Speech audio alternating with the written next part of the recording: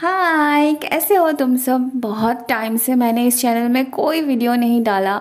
बस उसी चैनल में डालती रहती थी, तो दो चैनल मेरे लिए संभालना बहुत मुश्किल हो रही थी, क्योंकि घर का बहुत सारा काम रहता है। तो मैं होता नहीं है, उसमें भी मैं डिले कर देती हूँ। तो दो चैनल में एक साथ कैसे मैनेज कर पाती, इसीलिए मैंने बहुत टाइम से इसमें वीडियो नहीं डाला। तो सोचा क्यों ना इसमें वीडियो डालती हूँ।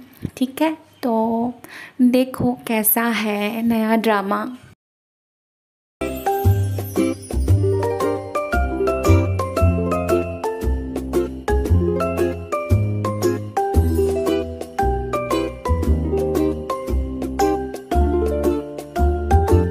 ड्रामा के शुरू में हम देखते हैं हमारी फीमेल लीड मिली, जो कि स्केटिंग कंपटीशन में विनर होती है और उसे बहुत बड़े अमाउंट की प्राइज मनी मिलती है।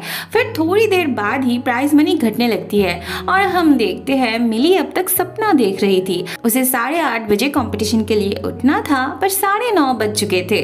वो जल्दी से तैयार होके अपने दोस्त का खाना खा के जाने लगती है। वैसे इसका नाम रन रन है। मिली इस जगह की वर्कर्स है, मतलब कोच है। तो ये कंपटीशन वर्कर्स के बीच हो रही थी। सपने में तो मिली जीत गई थी, पर रियलिटी में वो हार जाती है। अब उसका उदास होना ऑब्वियस था, पर हमारे मेल लीड शिनमो उसे एनकरेज करता है।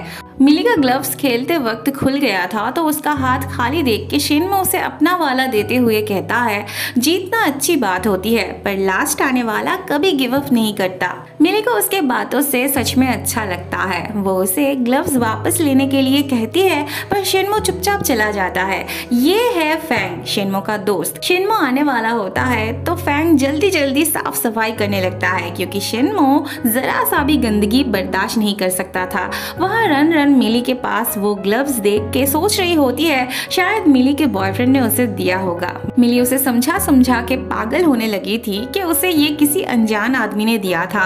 वो ग्लव्स बहुत महंगी थी और मिली भी उसे यूज नहीं करना चाहती थी, इसीलिए रन रन उसे बेचना चाहती है।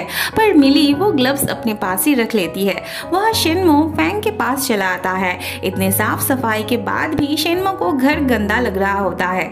सोफे के अंदर से यूज किया हुआ मोजा भी उसे मिलता है। बाद में खाना खाते खाते दोनों बात करने लगते हैं। उनके बातों से ये पता चलता है शिनमो के पापा को उसका स्केटिंग करना बिल्कुल भी पसंद नहीं था। वो चाहते थे उनका बेटा उनकी बिजनेस ज्वाइन करे। शिनमो और उसकी गर्लफ्रेंड स्केटिंग को प्रोफेशन के तौर पे लेना चाहते थे। दोनों बहुत एंजॉय करते थे इस प्रोफेशन को, पर एक्सीडेंट में उसकी गर्लफ्रेंड की मौत हो जाती है और वो उसे अभी भी भुला नहीं पाया था। शिनमो के पापा को यही बात हर वक्त सताती थी। वो चाहते थे उनका बेटा मूव ऑन कर जाए, नए से अपनी जिंदगी शुरू करे, पर शिनमो ऐसा नहीं चाहता था। वहाँ मिली हाई सैलरी की जॉब ढूंढ रही थी, पर उसे मिल ही नहीं रही थी और ऊपर से उसका लैपटॉप भी खराब हो जाती है। फैंग मिली की पड़ोसी होता है, तो मिली लैपटॉप ठीक करवाने उसके पास चली आती है।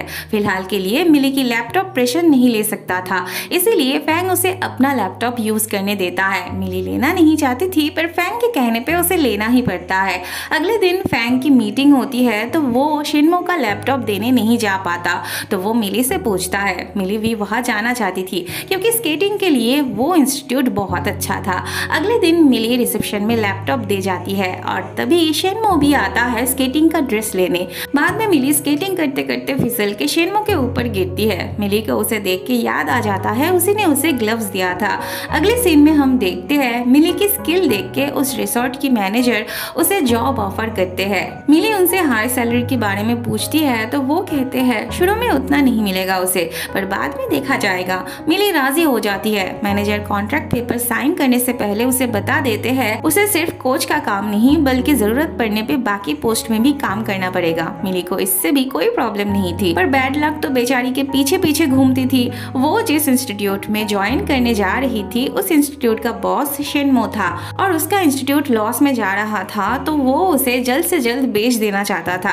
मैनेजर को पता चलते ही वो शिनमो को रोकने आता है। वो उसे ऐसा करने से मना करता है, पर शिनमो था यहाँ का बॉस, तो उसे जो ठीक लगता वो तो वही करता ना। उसके ऊपर भला कौन बोल सकता था। मिली को मैनेजर से पता चलता है, तो वो शिनमो से बात करना चाहती है, क्योंकि उसे लगता था शिनमो दिल का अच्छा है। मिली ग्लव्स ग्लव्स लौटाने के बहाने शिन्मो से बात करने आती है। शिन्मो को ग्लव्स नहीं चाहिए थे। वो कहता है अगर उसे नहीं चाहिए तो वो फेंक दे।